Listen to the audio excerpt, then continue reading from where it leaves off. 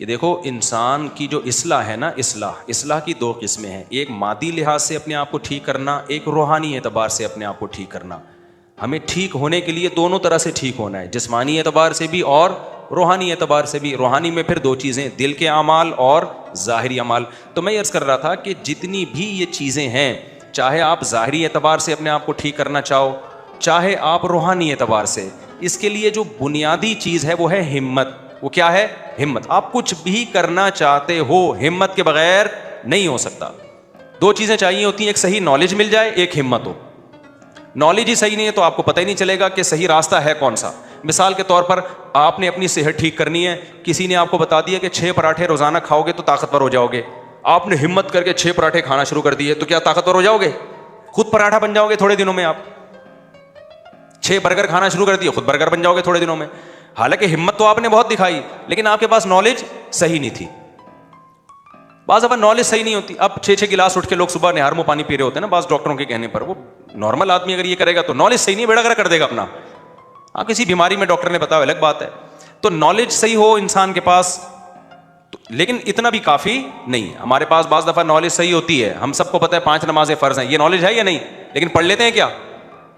फजर में जितने नमाजी और जुम्मे में नमाजी, जुम्मे में हिम्मत होती है, फजर में पता नहीं क्या मसला हो जाता है, उठा ही नहीं जा रहा होता। तो ये, हालांकि अगर इस अल्लाह को ना मानते तो जुम्मा भी ना पढ़ते ना। फिर हिंदू पढ़ने आता है जुम्मे की नमाज। हिंदू से आप बोलो तू फजर क्यों नहीं पढ़ता, वो कहता मैं तो ईद भी नहीं पढ़ता भाई, मैं इस्लाम को मानता ही नहीं हूँ। हमसे अगर ये कोई पूछे कि तू फजर क्यों नहीं पढ़ता, अगर वो जवाब में कि मैं इस्लाम को मानता ही नहीं, तो हम कहेंगे फिर जुम्मा क्यों पढ़ने आया तू? इसलिए वो मानता है इस्लाम को, तभी तो जुम्मा पढ़ने आ रहा है ना। लेकिन जिस अल्लाह ने बताया जुम्मा फर्ज है, उसी ने फजर को भी क्या करार दिया?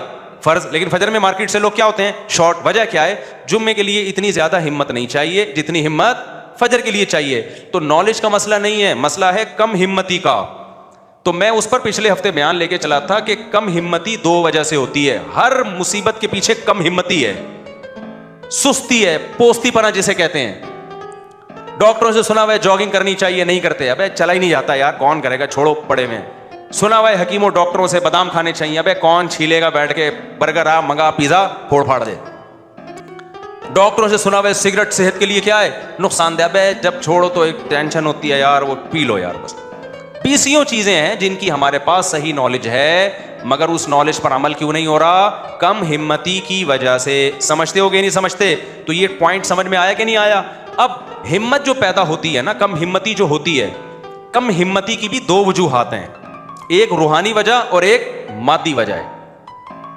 रूहानी वजह तो मैं बताऊंगा उसका इलाज क्या है। रूहानी का मतलब ये कि आप सही हैं, आपके बॉडी कम हिम्मत नहीं है, बॉडी एक पावरफुल है, ताकतवर जिस्म में। एक मिसाल देता हूं, आपकी नींद ही पूरी नहीं हुई, 2 दिन से जागे हुए हो, तो किसी भी काम की हिम्मत पैदा होगी आप में? किसी भी काम की हिम्मत नहीं होगी। अब ये जिस्मानी वजह है, रूहानी वजह है, जिस्मानी वजह है।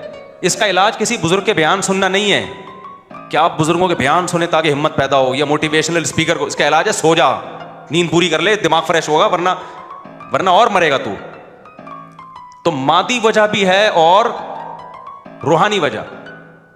अब मादी वजह, जो गोरे हैं या लिबरल सेकुलर लोग हैं, सेहत बनाने में बड़े एक्टिव होते हैं, वो हिम्मत होती है, मजहब में बिल्कुल ढीले होते हैं। वजह क्या है? कि उनमें कुछ रूहानी खराबी होती है। आखिरत पर जैसा ईमान होना चाहिए वो नहीं होता, जन्नत जहन्नम पर जो यकीन होना चाहिए वो नहीं होता, अल्लाह की जो मोहब्बत होनी चाहिए वो नहीं होती, दुनिया के मुसाफिर खाने का इस्तेहज़ार होना चाहिए वो नहीं होता।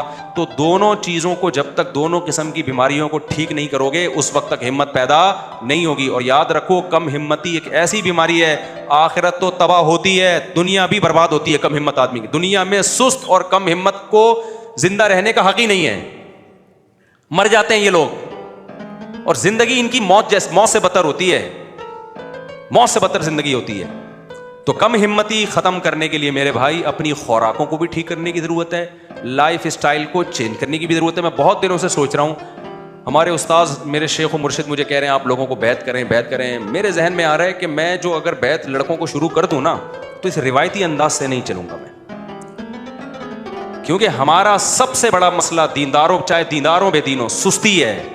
बैत करने के बाद अगर मैंने शुरू कर दिया ना, तो इंसान का बच्चा बनाने के लिए मैं इनको सुबह भगवाऊंगा, बस सुबह दौड़ लगानी पड़ेगी, नहीं तो जाओ अपने घरों में बैठो। बाज़ दफा खानका में लोग आते हैं, खा खा के और गर्दन क्या हो जाती है,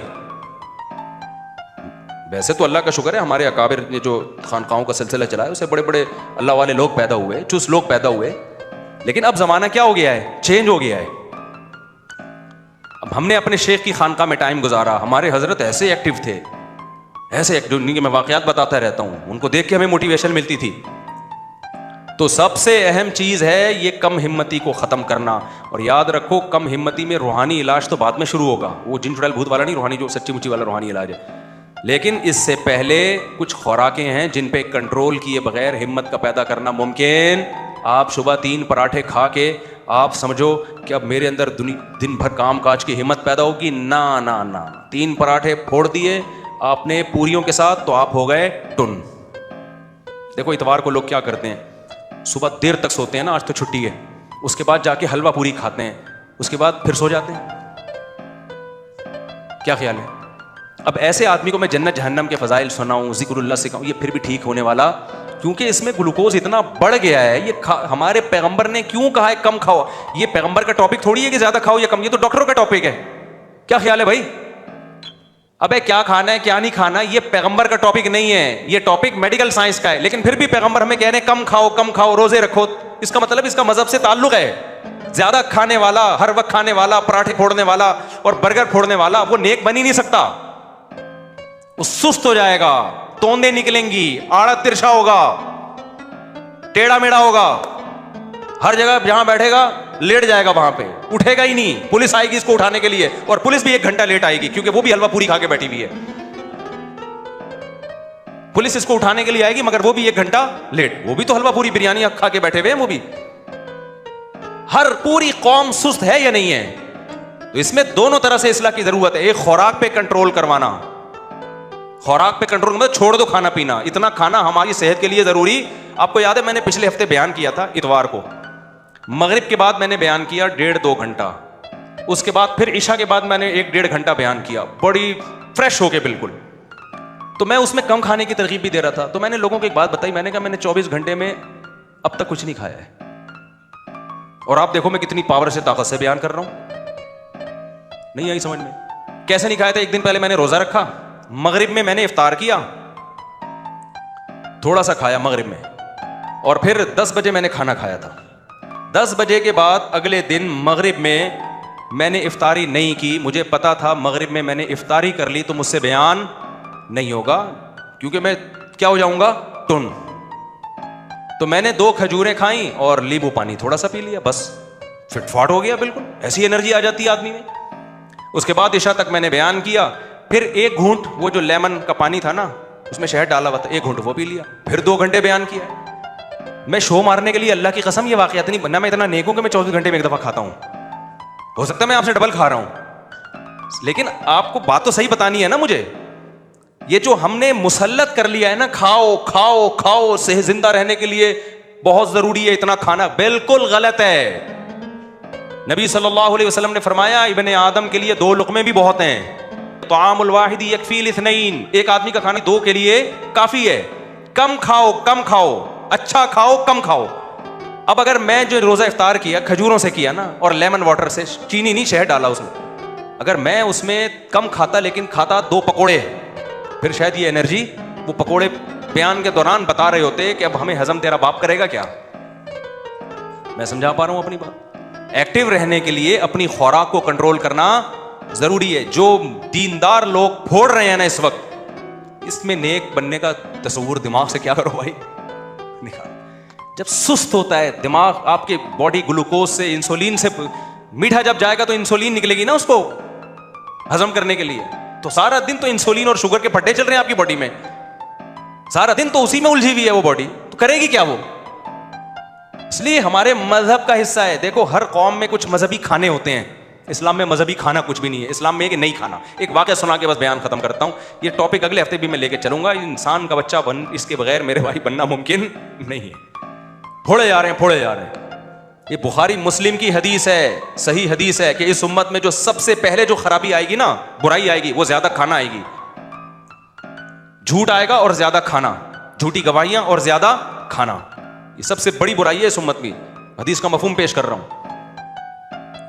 तो हर कौम में कुछ खाने होते हैं ना, हिंदुओं के कुछ मखसूस किस्म के लड्डू होते हैं, वो उनके यहाँ खाना है, फलाने के यहाँ ये होता है, फलाने के यहाँ ये होता है। इस्लाम में क्या है? इस्लाम में कि नहीं खाओ, ये हमारा मखसूस शिआर है कि हम रोज़े रख के खाना पीना क्या करते हैं, छोड़ देते हैं। वो वाक़या सुनाता हूँ, मौलाना कासिम नादवी रहमतुल्लाह अलैह थे या कोई और बुजुर्ग थे, उनका मुनाजरा हुआ एक हिंदू पंडित से। मुनाजरे होते थे ना, अंग्रेज़ के दौर हुकूमत में बड़े मुनाजरे होते थे। तो हिंदू पंडित ने कहा, आमने सामने जब आके बैठे, हिंदू पंडित ने कहा कि ये पता नहीं एक देग है या दो देगे हैं, इतनी बड़ी देग इंसान से 20 गुना बड़ी होती है वो, तो मैं ये देग खा जाऊंगा। इंसान खा सकता है? नामुमकिन है। तो मैं ये खाऊंगा, ये मोजज़ा होगा ना कि इतना सा पेट, लेकिन पूरी मैंने हजम कर ली। आप भी देग खा के बताओ, अगर आपने देग खा ली इसका मतलब आपका मजहब सच्चा है कि खुदा किसके साथ है? बोलो, आपके साथ। वो आपकी मदद कर रहा है कि इतनी बड़ी देग उसने हजम करवा ली। अगर मैंने खा ली और पेट खराब ना हुआ, हजम हो गई है, मैं मरा नहीं, तो इसका मतलब भगवान किसके साथ है? मेरे साथ है। कि एक मुझे होते हैं ना कि भाई जो चीज़ अकलन मुमकिन नहीं है वो हो गई, तो इसका मतलब इसके पीछे खुदाई ताकत है। उन्होंने फिर थोड़ी देर के बाद कहा, देखो भाई, ये देगे खाना ये भैंसों का काम है, इंसानों का काम नहीं। इंसान का काम है ख्वाहिशात पे कंट्रोल करना। भूख लग रही हो फिर भी ना खाए, ये है काम। तो ऐसा कर, मैं भी एक हफ्ता भूखा रह के दिखाता हूं, तू भी एक हफ्ता भूखा रह के दिखा। जो एक हफ्ता भूखा रह के भी जिंदा रह गया, उसका दीन सच्चा। इसका मतलब खुदा किसके साथ है? उसके साथ। वो नहीं बैठ सका उसमें। तो मेरे भाई, खाना पीना गाय भैंसे हमसे ज्यादा खाती है, ये इनके लिए छोड़ दो। हमारा काम क्या है? खाने पीने पे बोलो कंट्रोल करना। आप कहते हो ये बादाम पिस्ते अखरोट हम कैसे खाएंगे? जब आप उधर से चाय का खर्चा और ये पान गुटकों का कम करोगे ना, तो मैंने कैलकुलेशन करके देखी है कि महीने की चाय ये बादाम से ज्यादा महंगी है। आप कैलकुलेशन करके देख लो, पिस्तों से अखरोटों से बोलो ज्यादा महंगी, दूध से ज्यादा महंगी पड़ती है ये चीजें। तो खैर, ये मेडिकल साइंस का शोबा है, क्या खाना है क्या नहीं खाना। मैं तो सिर्फ ये कह रहा हूं कि अपने मुंह शरीफ पे कंट्रोल करने की कोशिश करो, और उसका बेहतरीन हल अल्लाह रसूल ने हमें बताया, रोजे रखना। क्या ख्याल है भाई? क्या करना है भाई? मैंने एक बयान में लोगों को कह दिया 10 रोजे रखो, मैं भी रखूंगा। मैंने तो रख लिए। 9 के बाद उस दिन क्या हुआ, मेरी आंख नहीं खुली, फिर एक बाद में मैंने कंप्लीट किया। तो मेरे बयान पे लोगों के कमेंट्स आए कि हमने आपके कहने पे रोज़ा रखा, मुसीबत में पड़ गए, सारा दिन कोई काम नहीं हुआ, कमज़ोरी से हालत निढाल हो गई। तो खूब समझ लो, ये वक्ती है, क्योंकि आदत जिस चीज़ की पड़ी हुई है तो उसको चेंज करने में टाइम लगता है। तो कोई बात नहीं, सो के गुजार लो, 3-4 दिन के बाद यूज्ड टू हो जाओगे, आदत हो जाएगी। सहाबा कराम 2-2 खजूरें खा के जंगें लड़ी हैं, फतह की हैं, तो वो भी तो इसी मिट्टी के बने हुए थे ना। 2-4 दिन लगते हैं यूज टू होने में। वो कमजोरी नहीं है, वो एडिक्शन है, आदत है। दिमाग कह रहा होता है डाल कुछ पराठे, डाल कुछ, क्या है, क्यों नहीं खाया तूने? वो दिमाग टेंशन में आया हुआ होता है। 3-4-5-6 दिन, उसके बाद वो टेंशन खत्म। तो इसलिए थोड़ा सा इस तरफ आने की जरूरत है, क्योंकि खा खा के नहीं हो सकता, ये सुस्ती दूर नहीं हो सकती है। और भी बहुत सारी चीजें इसके अलावा फिर कभी इंशाल्लाह